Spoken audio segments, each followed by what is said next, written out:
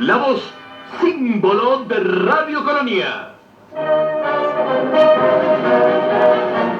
Buenos días, amigos.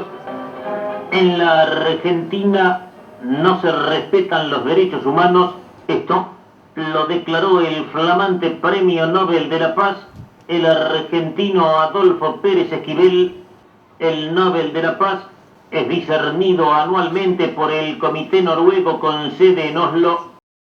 El anuncio oficial hecho en la capital noruega dice: el Comité Noruego del Premio Nobel ha concedido el Premio Nobel de la Paz 1980 a Adolfo Pérez Esquivel. Pérez Esquivel, arquitecto y escultor de profesión, ha sido catedrático en arquitectura en Buenos Aires. En 1974, habiendo decidido dedicar su vida a la lucha por los derechos humanos, se hizo cargo de la dirección de la organización Servicio Paz y Justicia, que tiene su sede en Buenos Aires, como también filiales en otros países de América Latina. El objetivo de esta organización es trabajar para la promoción de los derechos humanos fundamentales. Adolfo Pérez Esquivel nació en Buenos Aires el 26 de noviembre de 1931, cursó estudios en la Escuela Nacional de Bellas Artes, egresando como profesor superior de escultura en 1956, fue profesor de Historia del Arte y catedrático en la Facultad de Arquitectura de la Universidad de Buenos Aires. En 1973 funda el movimiento Paz y Justicia. Pérez Esquivel de venir al podio para recibir la diploma Nobel y la medalla de oro. En 1974 participa en Medellín, Colombia, de la Conferencia sobre Estrategia No Violenta para la Liberación de América Latina. Desde entonces emprendió campañas de solidaridad en Ecuador, Paraguay, Brasil y otros países. El 4 de abril de 1977, mientras gestionaba la renovación de su pasaporte en el Departamento Central de la Policía Federal Argentina, fue detenido y puesto a disposición del régimen militar que preside el teniente general Videla en virtud del estado de sitio. Luego fue trasladado a una cárcel de la provincia de Buenos Aires y nunca se le formuló una acusación oficial. Su detención provocó lógicas protestas en el mundo entero. Pérez Esquivel recuperó su libertad en junio de 1978. La atribución del Premio Nobel de la Paz a Pérez Esquivel es un justo reconocimiento a todos los que sufren la adversidad por defender los derechos humanos.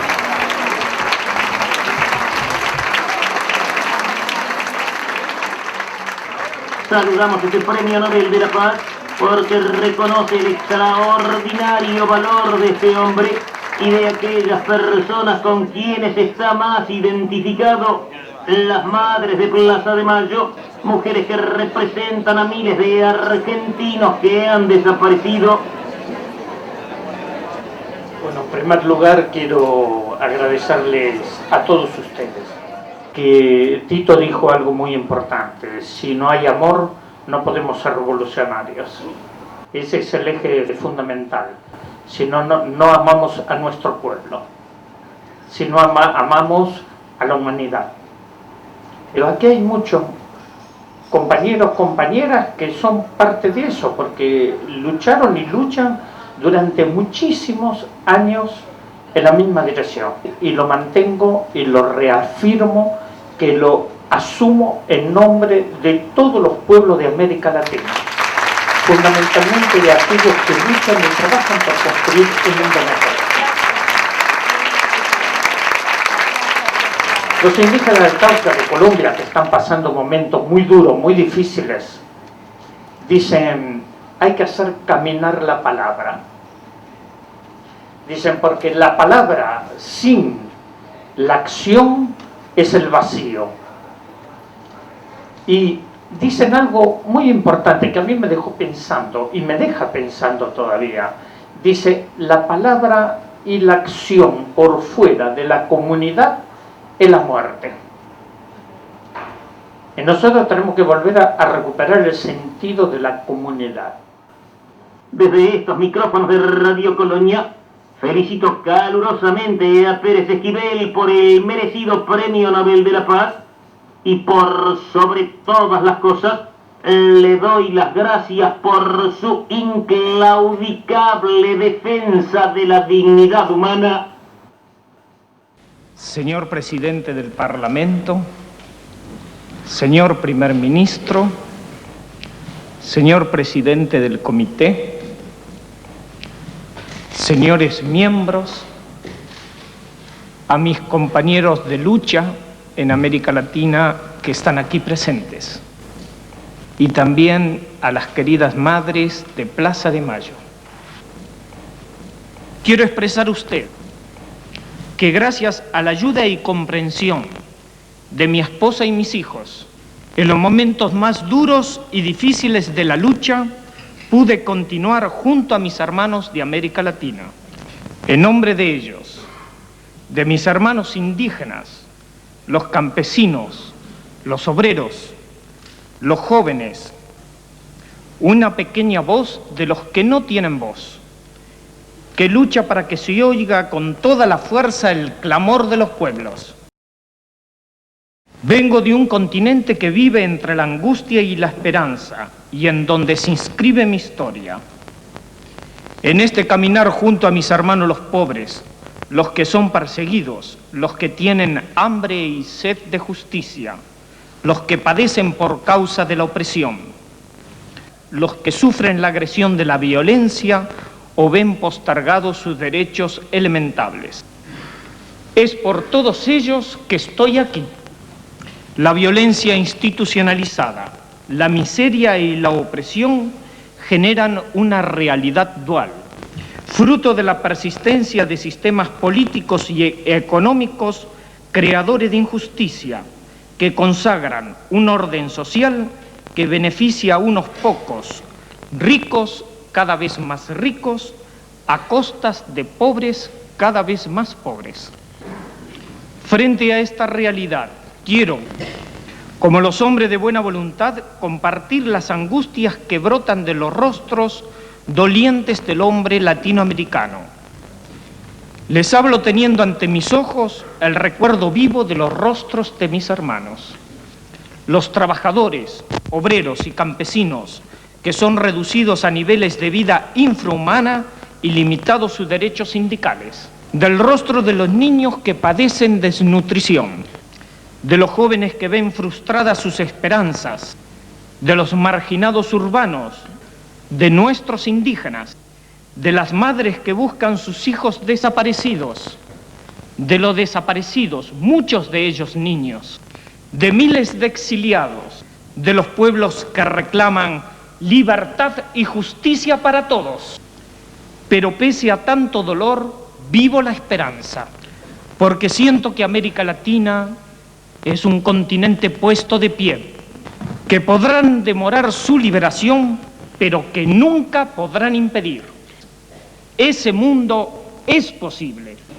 Me siento emocionado y a la vez comprometido a redoblar mis esfuerzos en la lucha por la paz y la justicia, puesto que la paz solo es posible como fruto de la justicia.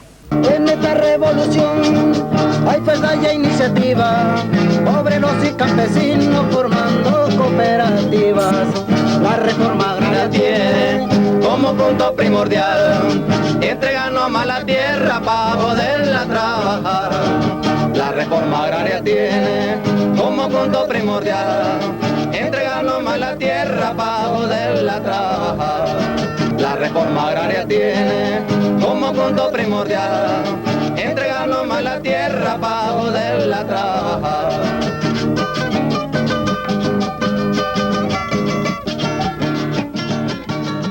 Nos encontramos en París con otro premio Nobel, George Wall, premio Nobel de Medicina. Y en un momento determinado, nosotros tuvimos la noticia de que Estados Unidos había minado los puertos de Nicaragua. Habían esta agresión permanente de Estados Unidos contra los pueblos y más contra la revolución sandinista. No solo que habían minado los puertos, sino que habían bombardeado con aviones el puerto de Corinto. No sé, yo le decía a George, escúchame, ¿qué podemos hacer con esto? Entonces lo que decidimos era pedir una entrevista con François Mitterrand. Y la tenemos. Y François Mitterrand nos dice, bueno, yo no tengo ningún problema de mandar los barreminas para limpiar las minas en el puerto de Corinto. Pero, lo único que pongo como condición que apoyen países latinoamericanos.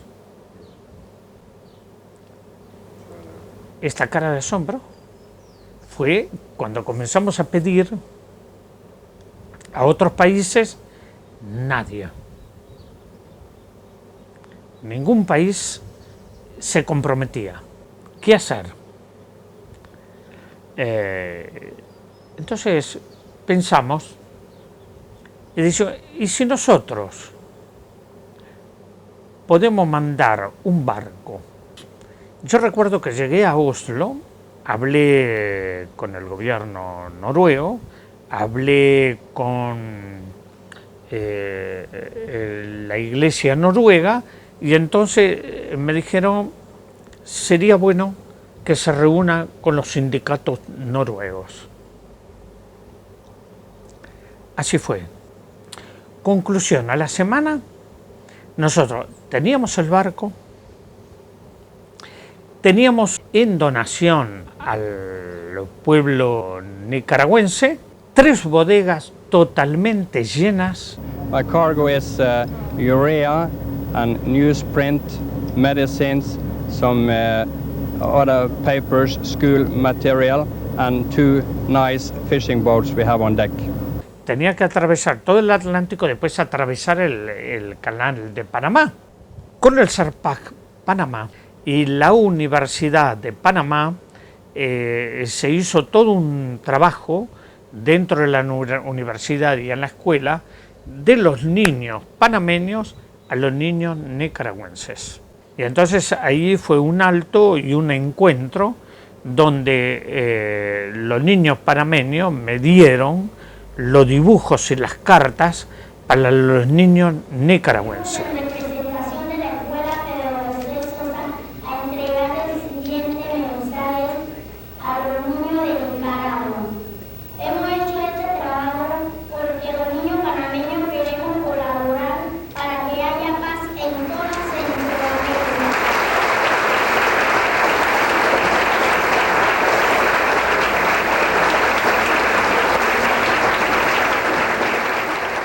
Sí, cruzamos, pero cuando estábamos llegando a Nicaragua, el barco iba a lo mínimo, porque no sabíamos la cuestión de poder detectar una mina y que nos haga volar. ¿Cómo vamos a barrer las minas de ahí? Entonces hablamos con el gobierno de Nicaragua y el gobierno de Nicaragua dice, bueno, esto podemos hacerlo con las camaroneras y el ejército que explote las minas. Y esto es lo que hicieron. Entonces el barco iba lentamente y veíamos que las camaroneras iban arrastrando las minas y abriendo el camino del barco para llegar al puerto de Corinto. El mismo ejército sandinista iba explotando, iba arrastrando las minas hacia lugares seguros de que el barco pueda llegar al puerto. Y así llegamos. Así que ahí fuimos recibidos por toda la revolución sandinista. Ahí es donde pudimos descargar toda la solidaridad con el pueblo de Nicaragua. Medicinas, equipos médicos, trae estos 2 barcos por los sindicatos de Noruega, perfectamente equipados con los más avanzados adelantos técnicos, y esto lo concreto.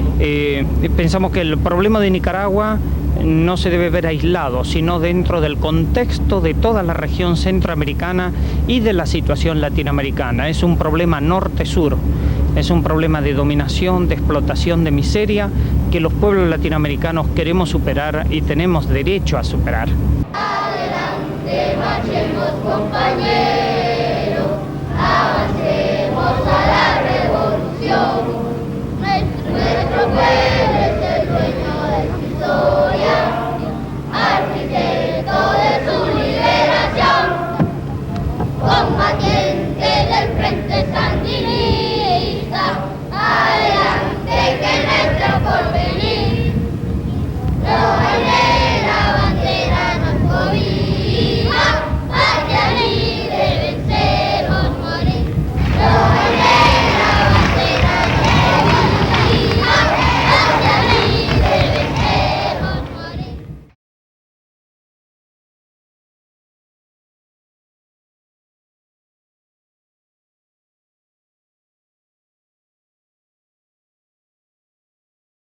No, bueno, este era el calabozo de castigo, yo estaba ahí en la celda 14 y aquí en este mismo pasillo nos paraban, nos tiraban al suelo y nos golpeaban. Y después en el baño, bajo la ducha de agua fría, nos hacían pasar el jabón amarillo para sacar la marca del cuerpo. Y después aquí venía la patota con el jefe del penal y nos hacían levantar los brazos y me tocaban con los palos a ver dónde me dolía el cuerpo, ¿no? De los golpes. Pero eso era terrible, ¿sí?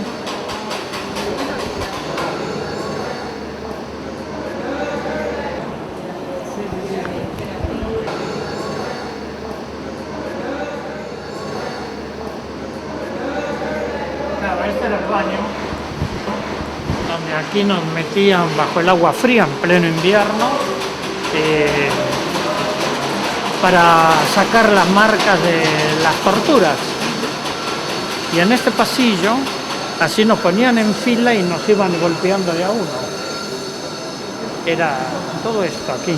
Nos tiraban en el suelo y nos golpeaban.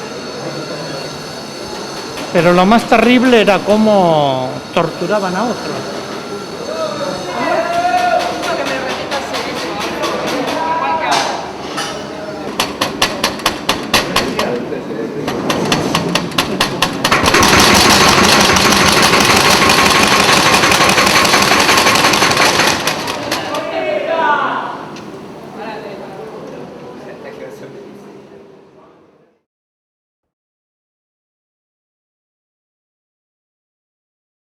Y quiero hablar con ustedes, necesito hablar pero en con una ustedes. entrevista particular, ahora no hablé. Bueno, yo acá tengo un feito.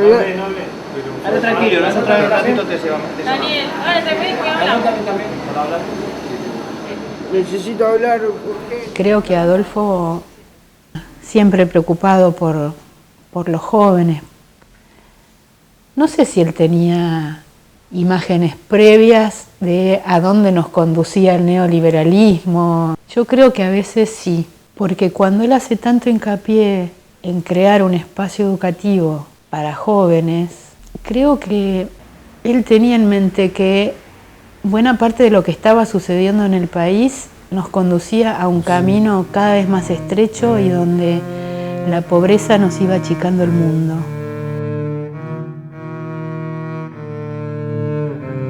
Y yo me di cuenta más tarde, cuando habían desaparecido las escuelas técnicas, cuando la situación de los jóvenes se hacía cada vez más violenta, cuando empezaron a unir pobreza con delincuencia como una cosa inexorable. Pero debe haber habido algo en Adolfo que le hacía ver que íbamos hacia ese camino terrible. Y con tiempo él creó y fomentó y alimentó y regó esa semilla que fue la aldea. Creo que Adolfo necesita gestar algo pequeño donde uno demuestre que es posible. No porque desconozca la totalidad o cómo eso se ve desde la totalidad, pero creo que más que la palabra, que sería la necesaria para abarcar una totalidad respecto de la juventud o de la niñez, la acción requiere ese paso de estar echando raíz, gestionando lentamente. Creo que eso Adolfo lo tenía claro y nosotros lo fuimos aprendiendo sobre el camino.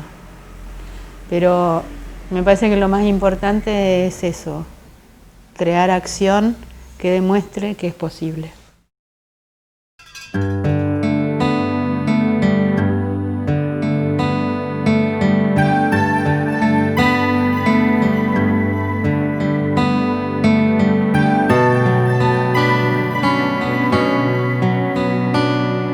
Estoy internado así, en hogares estoy de los 2 años.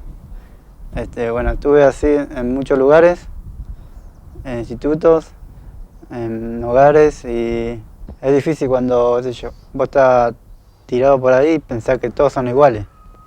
Pensás que la gente te usa y eso, y no escucha a nadie. Respecto de la aldea, es un proyecto, creo, uno de los más queridos de Adolfo. Sí. Sí, se puede hacer como una losa acá encima. Adolfo tenía en mente efectivamente que algo había que hacer respecto de la niñez, que no fuera asistencialista, y la estrategia básica era la educación. Y bueno, en el año 95 empezamos con los primeros 32 chicos.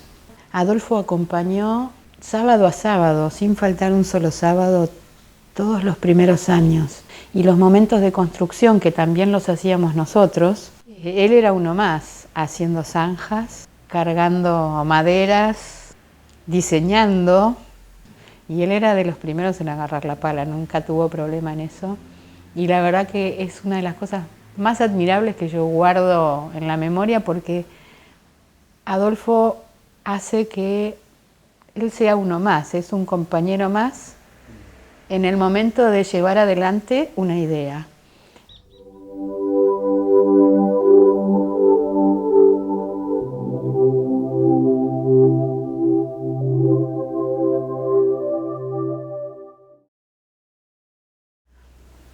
Yo creo que desde que lo conozco a Adolfo,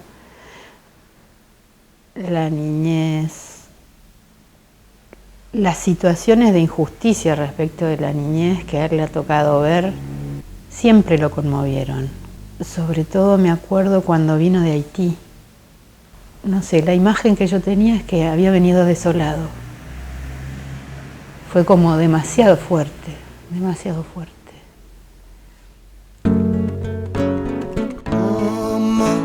Maman moi c'est vous-même qui bat moi la vie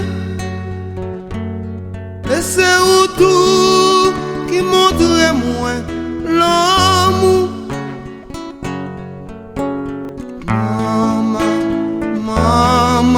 Maman moi c'est vous-même qui bat moi.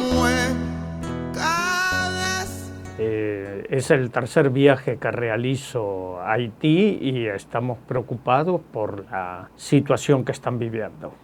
Nos preocupa que le exijan a Haití el pago de los intereses de la deuda externa cuando debiera ser cancelado para poder ayudar a la recuperación del pueblo haitiano.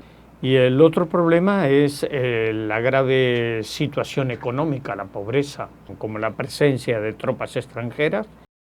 ¿Cómo podemos tratar de apoyar al pueblo haitiano para volver a recuperar sus espacios de soberanía, de participación social? Podría decir que Haití es el país olvidado. Y nosotros tenemos que trabajar para que no lo olviden a Haití, para desarrollar la solidaridad y el apoyo.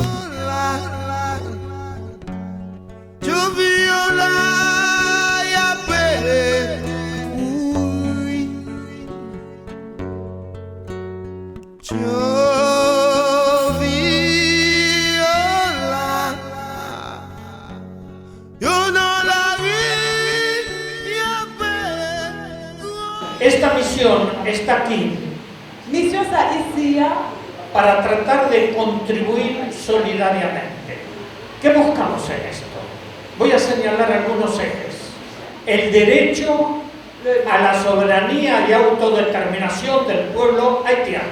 La intervención extranjera es ponerle las imposiciones.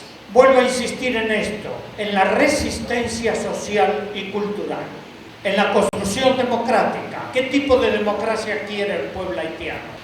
La otra cosa que detectamos en esto es que las instituciones del Estado no están funcionando correctamente. Hay serias dificultades. Una de las cosas que esta mañana estuvimos hablando es la prostitución, las violaciones y las ventas de niños. La même prince nous connaît qu'empêché. Yo même empoisonné tout si mon yo depuis yo nausé. Nosotros no estamos de acuerdo con la presencia de tropas extranjeras en Haití. ¿Cómo puede ser que el Banco Mundial le exija a Haití pagar los intereses de una deuda inmoral e injusta? ¿Y cómo puede ser que esos recursos no estén destinados para la educación, para la salud, para el desarrollo del pueblo? Hoy Haití no tiene recursos para su desarrollo. Así como están las cosas, no podemos continuar. Acabemos con la deuda para poder trabajar. Así como están las cosas, no podemos continuar. Una falta de seguimiento en cuanto a los problemas que plantearon los niños aquí en la escuela. Yo soy Nora Cortiñas. Este pañuelito que ustedes ven, que tiene el nombre de mi hijo desaparecido, representa la lucha de las madres de Plaza de Mayo de todos los días por la verdad, la justicia y la memoria. Rechazamos el envío de tropas militares acá a Haití. Queremos que ustedes también sean libres, vivan independientes, tengan trabajo, todos los niños puedan ir a la escuela y todas las familias tengan comida en su mesa.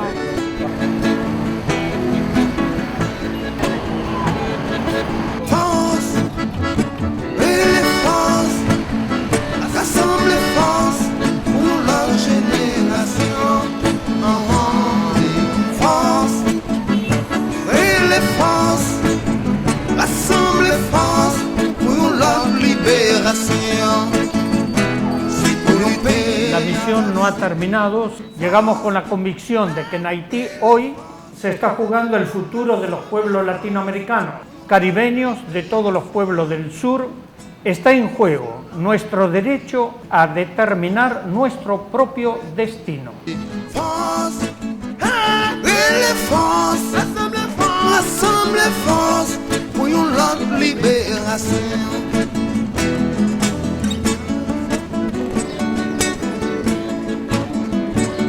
Fuerza, grita fuerza, hundad la fuerza a la otra generación. Hundad la fuerza a la otra liberación. Es prioritario ejecutar la reforma agraria propuestas por los movimientos campesinos, que es básica para recuperar y defender la soberanía alimentaria. Nos oponemos a que el país sea transformado en un área de maquiladoras aglutinadas en zonas francas, que explotan a sus trabajadores en una nueva forma de esclavitud. Séptimo, exigimos la anulación de la deuda externa, inmoral e ilegal, que continúa siendo una forma de saqueo del pueblo haitiano. Reconocemos y exigimos el resarcimiento de la deuda histórica, social y ecológica que principalmente Francia y Estados Unidos tienen con Haití y su pueblo. Puerto Príncipe, día 8 de abril del año 2005. Fuerza, grita fuerza, junta la fuerza a la otra liberación.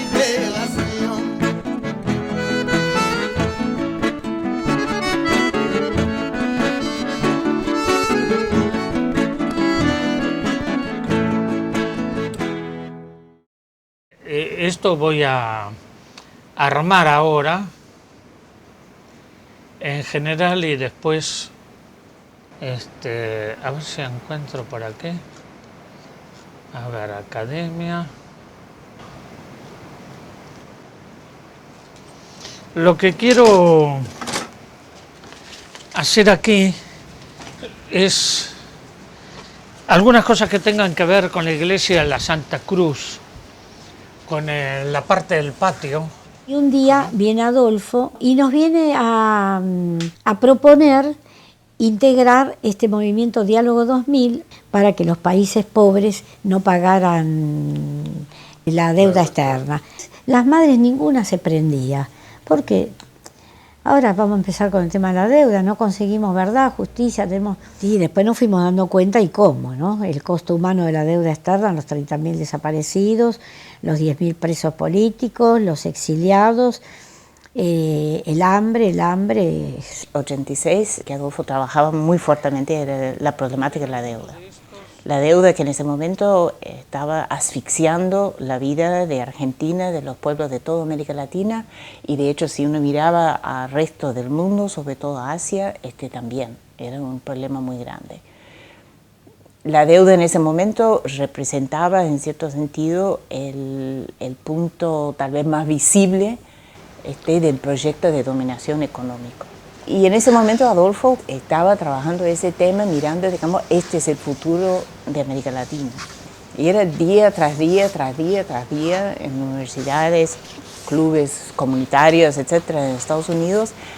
Y la gente quería saber, digamos, qué pasaba con los militares, qué pasaba con las dictaduras, el problema de la represión. Y por supuesto Adolfo hablaba de todas esas cosas. Pero nunca faltaba la oportunidad, nunca perdía, digamos, la oportunidad de decir, pero el problema aquí de fondo no son los militares. Los militares son instrumentos.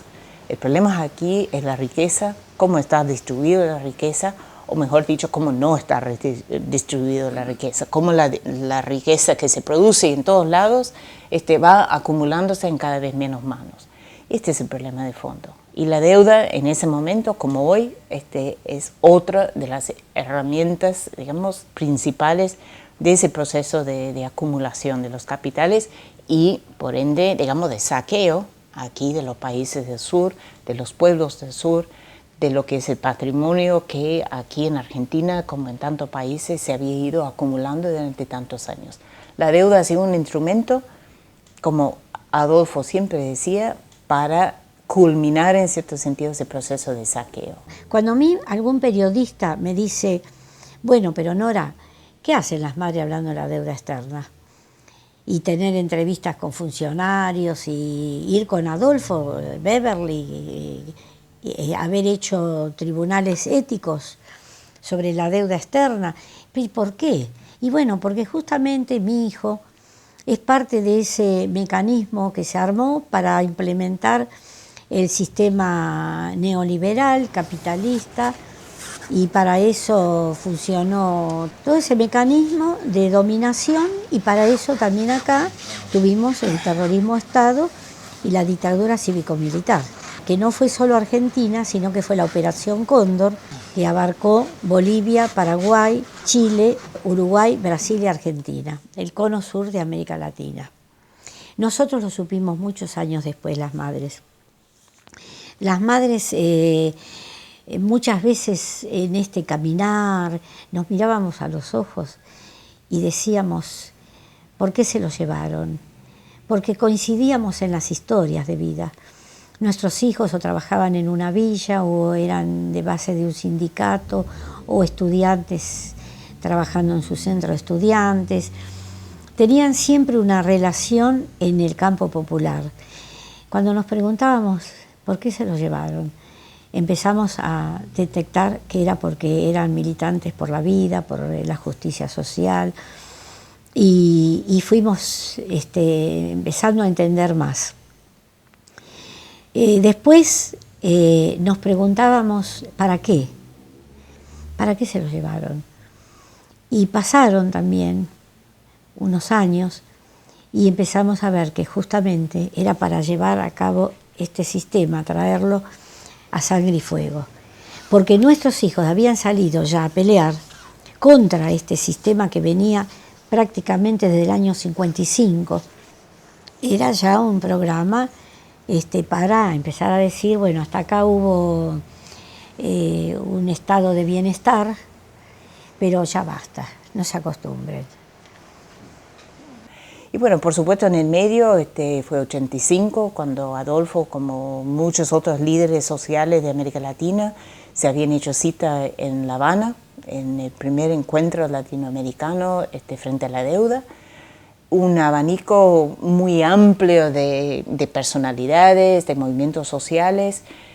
Y bueno, Adolfo siempre trabajaba en esa línea, planteando y buscando, con todo lo que hacía, digamos, siempre buscando llegar al fondo. La deuda externa es una cosa impagable, pero es impagable en términos matemáticos, en términos éticos, morales y en términos políticos. Y desde ese lugar yo creo que Adolfo también fue uno de los primeros de sumarse, de apoyar, de respaldar con toda su fuerza la lucha contra el ALCA. Primero bocetás y después... Claro, después lo voy a... ¿O directamente vas al color? ¿O seguís trabajando...? No, sigo trabajando el dibujo y después lo voy ajustando, ¿no? Porque también tengo que ver dónde lo voy a encajar todo esto dentro de los planos de las cosas que tengo, ¿no? Cuando Estados Unidos empieza con su propuesta para América Latina de imponer una área de libre comercio en las Américas, que como Adolfo solía decir, libertad para quienes. Esa libertad, Adolfo supo con mucha facilidad, digamos, decir, esto no es para nosotros. Hay tres grandes ejes que venimos trabajando. Uno es no al ALCA. Decimos por qué no al ALCA, porque esto es la muerte, es la desaparición de los medianos y pequeños productores rurales en la gran asimetría y desigualdad económica, porque no hay forma de competir con los subsidios que impone tanto Estados Unidos como la Unión Europea. El otro eje es no a la militarización en el continente. En América Latina se están instalando bases militares en distintas regiones. El Plan Puebla-Panamá para Centroamérica y Caribe, el Plan Colombia, con una gran base militar en el Ecuador, en Manta, y el control del Pacífico y de la región andina. Y lo último, lamentable, que es el ingreso de tropas norteamericanas al Paraguay. Entonces, todo esto son las grandes propuestas que se vienen realizando y que vamos a debatir para exponer a la conciencia colectiva de nuestros pueblos. Quiero avanzar con esto porque hay que armarlo. Una vez que se coloque, porque allá tengo distancia y después tengo que unificar todo, ¿no? Si no van a quedar como remiendos uno con otro. Entonces, esta parte tenía el problema de cárceles, la cuestión de cárceles y después vienen las madres. Posiblemente lo que voy a hacer es cambiar el orden. Y aquí, por ejemplo, poner un chico.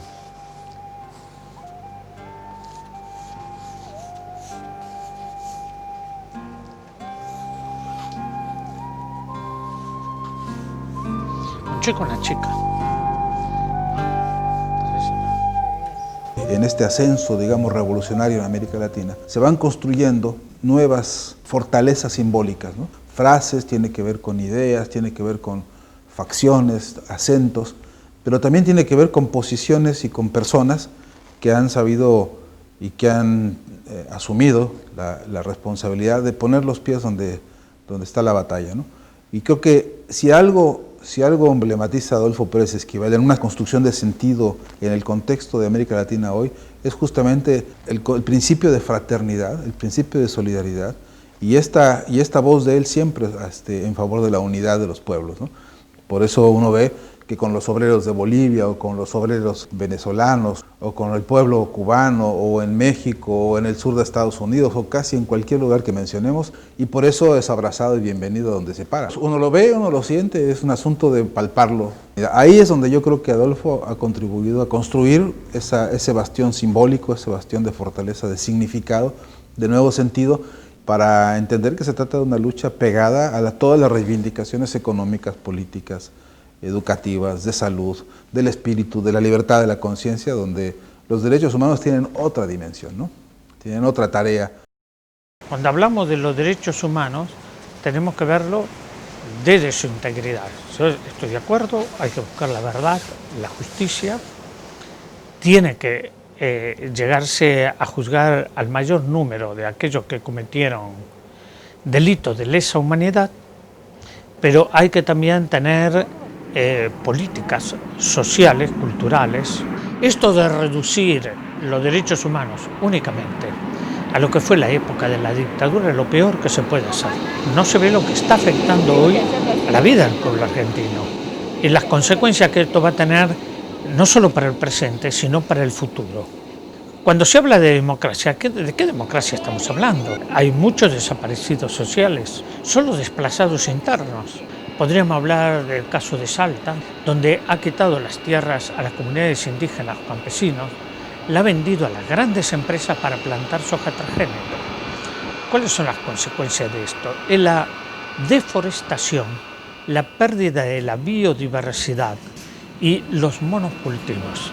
Basta salir ahora y recorrer cómo ha aumentado las llamadas asentamientos y villamiserias. Y esto no es casual, pero si nosotros nos quedamos en los efectos sin ver las causas, ¿por qué la gente está ahí? Esto de la gente que le quitaron las tierras, que los expulsaron, que no le dieron crédito, que no tienen condiciones ni para la salud, ni para la educación, ni para el desarrollo. ¿Cómo llamamos a esto? Estos son violaciones de los derechos humanos. Son los derechos humanos hoy día. Democracia y derechos humanos son valores indivisibles. Si se violan los derechos humanos, la democracia se debilita, dejan de ser democracia.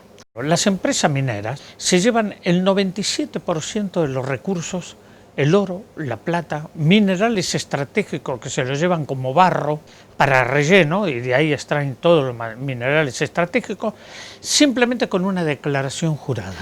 No estamos en contra de una minería responsable, que sea controlada, que pueda estar al servicio del pueblo y no en contra del pueblo.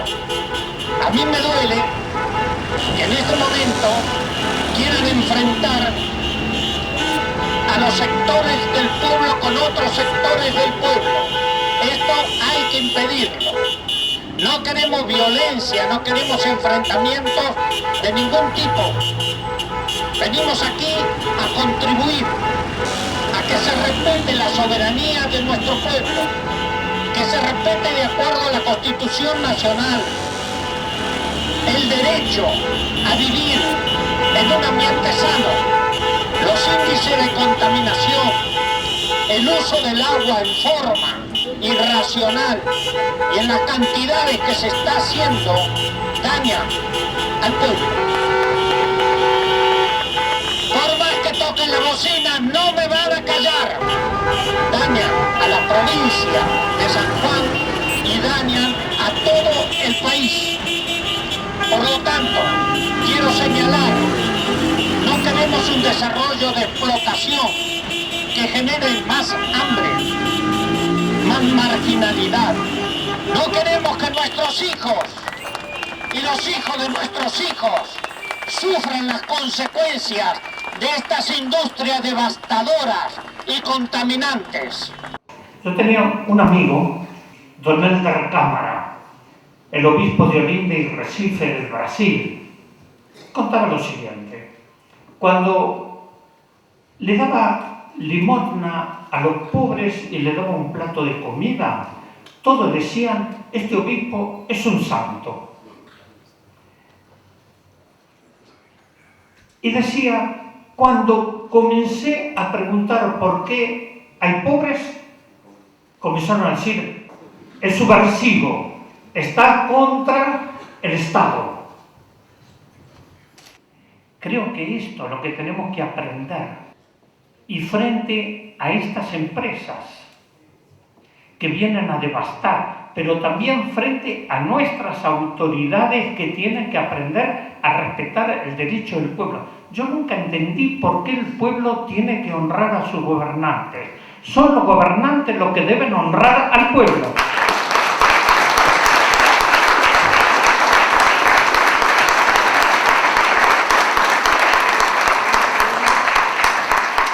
Si entendemos esto, vamos a entender la democracia. Yo no me voy a extender más. Tendría muchísimas cosas para recorrer el continente latinoamericano, pero este país, no permitamos que lo sigan devastando y entregando a manos extranjeras. Hoy no somos un país soberano, somos un país dependiente, una colonia de las grandes empresas transnacionales. Nos queda construir los caminos de liberación.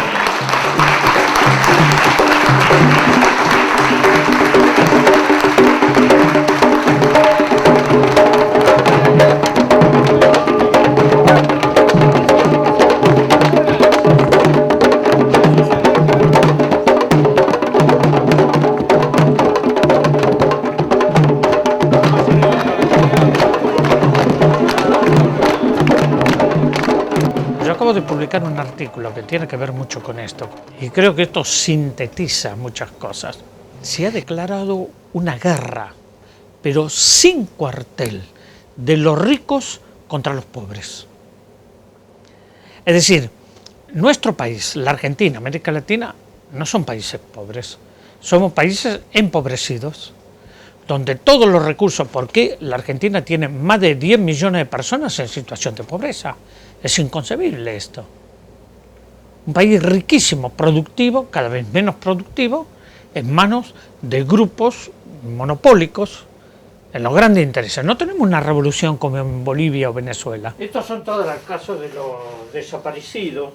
En lugar de hacer una figura sola con el collage, pongo prácticamente a todos. Lo mismo aquí en la cruz. ¿Ves? Aquí hay gente de América Latina, desaparecidos, mártires. Acá está la madre de Plaza de Mayo de las desaparecidas en la Santa Cruz. Este es Monseñor Romero, los chicos, Santillán. Y bueno, el Cristo, Angeleri está por acá. los chicos en la calle, ¿no? Con Carlos Mujica. La Argentina, un país que en un momento se consideró el granero del mundo, si no se revierte esta política, en poco tiempo vamos a ser de los países más pobres. Y de este lado, mira, la Virgen amasando el pan. Un país que no controla los recursos básicos no tiene soberanía. Los recursos naturales, los recursos estratégicos, es un país sin soberanía.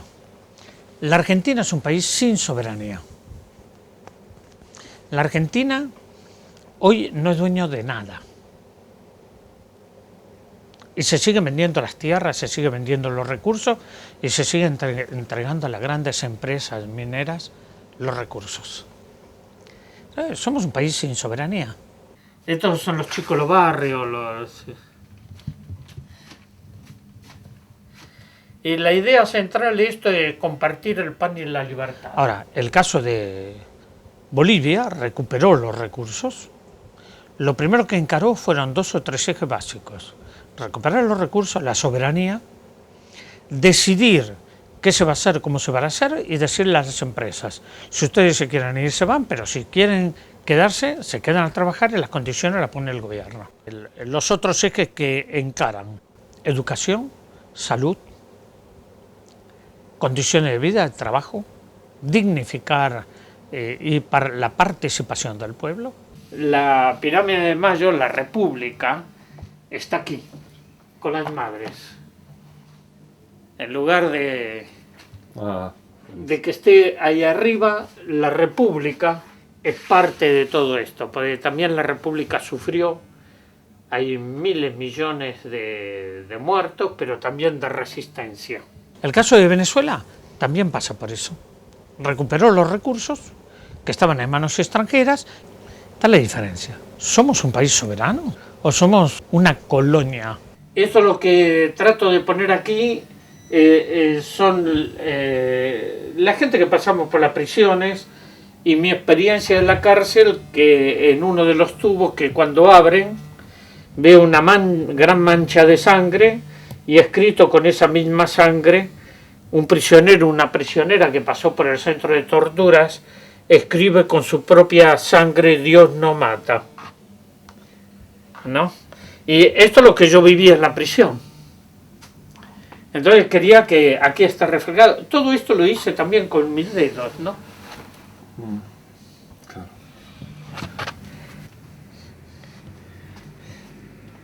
Ahora, lo que trato de dar en esto no es únicamente el dolor, sino también la esperanza, la lucha, la resistencia. La lucha continúa. Creo que la lucha continúa. Entonces todo esto es la madre con su dolor, pero también con su capacidad de resistir en la esperanza. Es decir, puedo comer, pero no abusar de las carnes rojas, ¿no? ¿Con análisis y eso? Sí, sí. El lunes y martes tengo que hacer varias cosas en el hospital. ¿Hay esperanza? Yo digo que sí, que hay alternativas, hay esperanzas, hay trabajo desde las bases, están los movimientos campesinos de lo que fueron las antiguas ligas agrarias, están los movimientos indígenas que cada vez están recuperando más espacio, hay organizaciones sociales que vienen trabajando, la UAC, por ejemplo, la Unión de Asambleas Autoconvocadas, para trabajar sobre los problemas ambientales. Hay una reacción importante de las universidades. Yo siempre cocino. Sí. Bueno, que vino, creo que también está cocinando él, parece. Yo soy el cocinero aquí. Estamos a Amanda. No, yo soy el cocinero. Amanda es la que trabaja. Amanda es la que come. Hay una cosa muy importante que hay que estar muy atento en el movimiento de mujeres. Cuando uno va a las universidades, la gran mayoría de los estudiantes son mujeres. Y vemos las mujeres en el campo cultural, en el trabajo comunitario, los movimientos campesinos. El caso de las asambleas populares, hay cosas que son interesantísimas. Ahora, a eso hay que darle contenidos políticos. Eso tiene que tener un salto cualitativo. ¿Vos por qué pensás que haces todo lo que haces? ¿Yo? Sí. Mira, es una pregunta existencial eso, ¿no? No sé, creo, a veces me lo pregunto. Una porque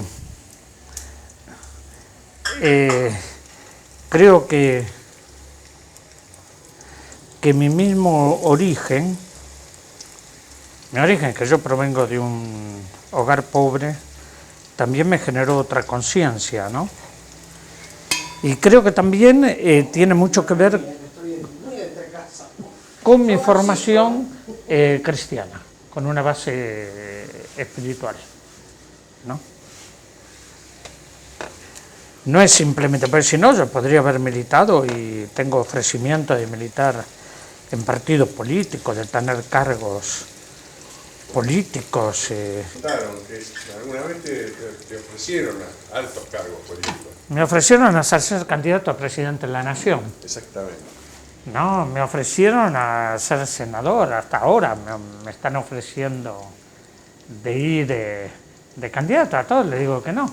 Porque en esto, algunas cosas... No importa, el partido no importa.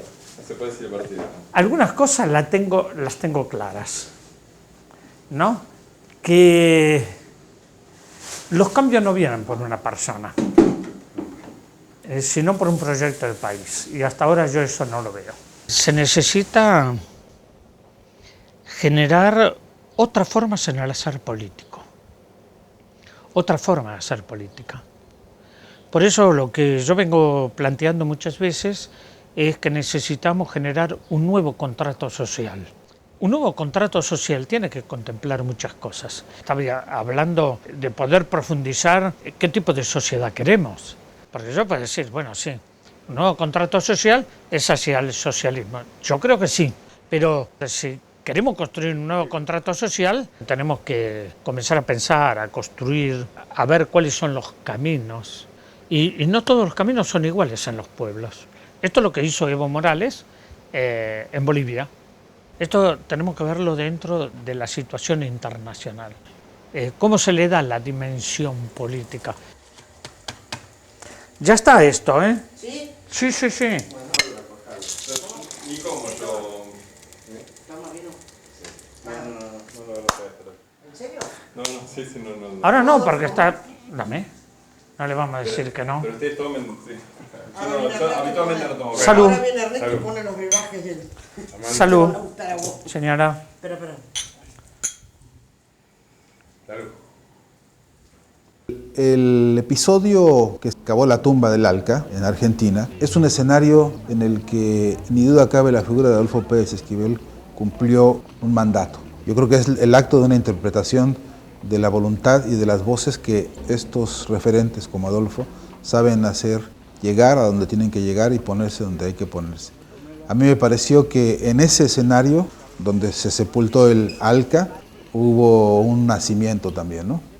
Que todavía está haciendo sus esfuerzos por concluir su parto. Y yo no puedo dejar de pensar que la relación que hay íntima entre ese día en Argentina, cavando la sepultura del Alca, y las luchas hoy por hoy, hay un ombligo, hay un puente, hay una relación de vínculos fraternos y de vínculos muy fuertes. Por ejemplo, nos acabamos de ver una reunión hace un mes con compañeros nicaragüenses y hondureños, ahí en la frontera, discutiendo sobre el problema de derechos humanos. Ahí el referente de Adolfo Pérez Esquivel es fundamental.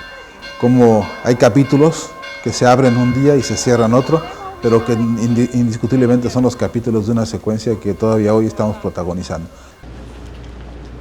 Yo creo que hoy tenemos un gran desafío, y es generar estrategias y políticas para revertir esta situación. Pero nosotros no podemos seguir en los diagnósticos. Tenemos que dar un paso cualitativo en las propuestas y alternativas sociales, políticas, económicas y culturales. Es la única forma de salvarnos y que no nos cocinen como ellos quieren. Nada más, compañeros.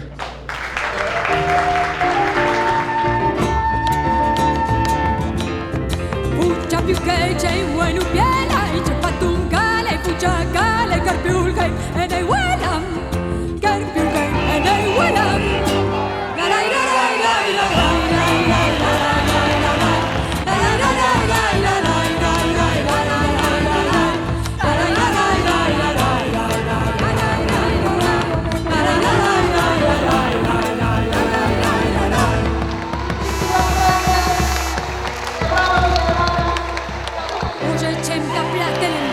Boże, czemka platelem gęb, Boże, czemka platelem gęb, Boże, czemka